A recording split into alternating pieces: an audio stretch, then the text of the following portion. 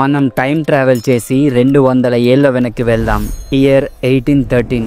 ఒకసారి ఊహించుకోండి, అప్పటి హైదరాబాద్ లో మంచి హాస్పిటల్సే లేవు, సరైన మందులు కూడా లేవు. సరిగ్గా అప్పుడే ప్లేగు అనే ఒక భయంకరమైన వైరస్ సిటీలోకి ఎంటర్ అయింది. అది ఎంత డేంజరస్ అంటే పొద్దున్న ఆరోగ్యంగా ఉన్న మనిషి సాయంత్రానికి ప్రాణాలు వదిలేవారు. లిటరలీ జనం పిట్టల్లా రాలిపోతున్నారు. ప్రతి ఇంట్లో ఏడుపులు, ప్రతి వీధిలో భయం.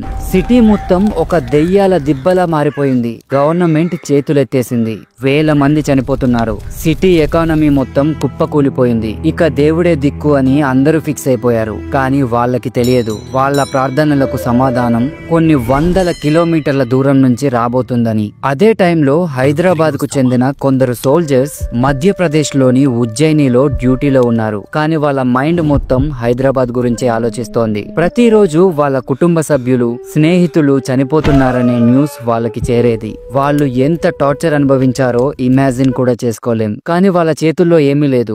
కనిపించే శత్రువు అయితే పోరాడగలరు, కానీ అది కనబడని శత్రువు. అప్పుడే వాళ్ళు ఒక డేరింగ్ డెసిషన్ తీసుకున్నారు. వాళ్ళు నేరుగా ఉజ్జయిని మహాకాళి టెంపుల్ కి వెళ్లారు. అక్కడ అమ్మవారి పాదాల మీద పడి, తల్లి, మా హైదరాబాద్ ను కాపాడు, ఈ భయంకరమైన రోగాన్ని ఆపు, నువ్వు మా సిటీని కాపాడితే మేము తిరిగి వచ్చి నీకు గుడి కట్టి లైఫ్ లాంగ్ బోనం సమర్పిస్తాం అని మొక్కుకున్నారు. ఇది జస్ట్ ఒక మొక్కు కాదు, అది వాళ్ళ చివరి ఆశ. ఇక్కడే అసలు మ్యాజిక్ జరిగింది. ఉజ్జయినిలో సైనికులు మొక్కుకున్నారో లేదో, హైదరాబాద్ లో ప్లేగు వ్యాపించడం ఆగిపోయింది. మరణాల సంఖ్య కంట్రోల్లోకి వచ్చేసింది.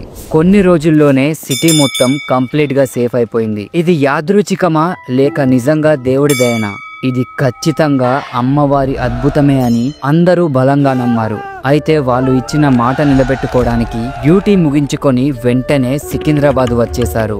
1815లో సూరేటి అప్పయ్య అనే సోల్జర్ లీడర్షిప్ లో ఉజ్జయిని నుండి తెచ్చిన అమ్మవారి చెక్క విగ్రహంతో ఒక టెంపుల్ కట్టేశారు. ఆ రోజే వాళ్ళు వండిన అన్నం, పాలు, బెల్లంతో చేసిన నైవేద్యాన్ని ఒక కొత్త కుండలో పెట్టి డెకరేట్ చేసి అమ్మవారికి సమర్పించారు. అదే చరిత్రలో మొట్టమొదటి బోనం.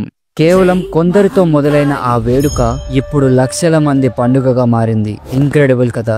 ఓకే, ఇంతకీ ఈ బోనం ఏంటి? Let's break it down. బోనం అంటే భోజనం. ఇది అమ్మవారికి మనం ఇచ్చే ఒక గ్రాండ్ థ్యాంక్స్ గివింగ్ పార్టీ లాంటిది. ఇందులో వాడేవి మట్టి కుండ. ఇది 100% ఎకో ఫ్రెండ్లీ, స్వచ్ఛతకు, కొత్త ప్రారంభానికి సింబల్. నైవేద్యం, ఇందులో ఉండేది రైస్, పాలు, బెల్లం. ఇది హెల్త్ అండ్ వెల్త్ ని సూచిస్తుంది. బేసిక్ గా ఇది ఒక డివైన్ సూపర్ ఫుడ్. అలంకరణ, కుండకి పూసే పసుపు ఒక యాంటీసెప్టిక్, వేపాకులు ఒక మెడిసిన్.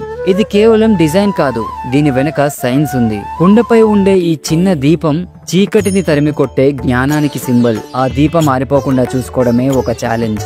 ఈ బోనాన్ని మహిళలే తలపై ఎత్తుకుంటారు, ఎందుకంటే వాళ్ళే శక్తికి అసలైన రూపం. వాళ్ళు నడుస్తుంటే సాక్షాత్తు అమ్మవారే నడిచొచ్చినట్లు ఉంటుంది. What a powerful visual. బోనాల ఫెస్టివల్లో మరో మెయిన్ అట్రాక్షన్ ఉంది. అతనే పోతురాజు. ఈయన లేకపోతే పండుగలోకి కిక్కే ఉండదు. పోతురాజు గ్రామ దేవతలైన 7 అక్కా చెల్లెలకు ఏకైక సోదరుడు. సింపుల్ గా చెప్పాలంటే ఆయన అమ్మవారికి అలాగే ఆ తల్లి భక్తులకి బాడీగార్డ్ లాగా. చూడటానికి ఒక వారియర్లా ఉంటాడు. ఒళ్ళంతా పసుపు, నుదుటపై పెద్ద కుంకుమ బొట్టు, కాళ్లకు గజ్జెలు. ఆయన లుక్కే అదిరిపోతుంది. ఆయన చేతిలో ఎప్పుడూ ఒక కొరడా ఉంటుంది. డప్పు సౌండ్ కు డాన్స్ చేస్తూ తనను తానే కొట్టుకుంటూ గాల్లోకి కొరడాను జులిపిస్తాడు. ఈ విన్యాసాలకు దుష్ట శక్తులు పారిపోతాయని నమ్ముతారు. ఊరేగింపులో పోతురాజు ముందు నడుస్తూ అమ్మవారికి, భక్తులకు ఫుల్ సెక్యూరిటీ ఇస్తాడు. ఆయన ఎనర్జీతోనే జాతరకు అసలైన ఊపు వస్తుంది. పండుగ ఇంకా అయిపోలేదు. మరో 2 క్రేజీ ఈవెంట్స్ ఉన్నాయి, రంగం మరియు ఘట్టం. రంగం, ఇది ఒక మైండ్ బ్లోయింగ్ ఈవెంట్. పండుగ మరుసటి రోజు పెళ్లి కాని ఒక యువతి వచ్చి మట్టి కుండపై నిలబడి భవిష్యవాణి చెప్తుంది. ఆమెలో అమ్మవారు ఆవహించి నెక్స్ట్ ఇయర్ వర్షాలు ఎలా ఉంటాయి, రాష్ట్రంలో ఏమవుతుంది అన్ని లైవ్ లో చెప్తుందని నమ్ముతారు. Think about it. ఇది ఒక లైవ్ ఫ్యూచర్ ప్రిడిక్షన్. రంగం అంటే భవిష్యవాణి. నెక్స్ట్ ఘట్టం. ఘట్టం అంటే అమ్మవారి ప్రతిరూపమైన ఒక డెకరేటివ్ కలశం. పండుగ చివరి రోజు ఈ ఘట్టాన్ని ఏనుగుపై పెట్టి సిటీ మొత్తం గ్రాండ్ గా ఊరేగిస్తారు. ఇది పండుగకు గ్రాండ్ ఫినాలే లాంటిది. వేలాది మంది ఈ ఊరేగింపులో పాల్గొంటారు. ఫైనల్ గా ఘట్టాన్ని నీళ్ళలో నిమజ్జనం చేయడంతో పండుగ అఫీషియల్ గా ముగుస్తుంది. సో చూసారు కదా, బోనాలు ఒక ఫెస్టివల్ కాదు, ఇది ఒక ఎపిక్ ఈవెంట్. ఈ పండుగలో కులం మతం అనే తేడానే లేదు.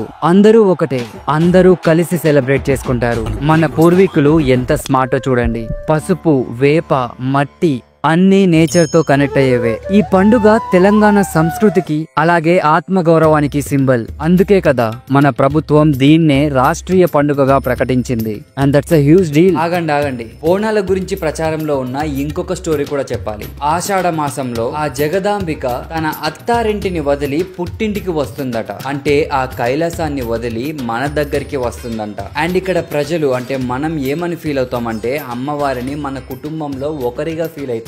సో ఊహించుకోండి, ఒక కూతురు తన అత్తారింటి నుంచి పుట్టింటికి వస్తుందంటే ఆ సందడే వేరు కదా.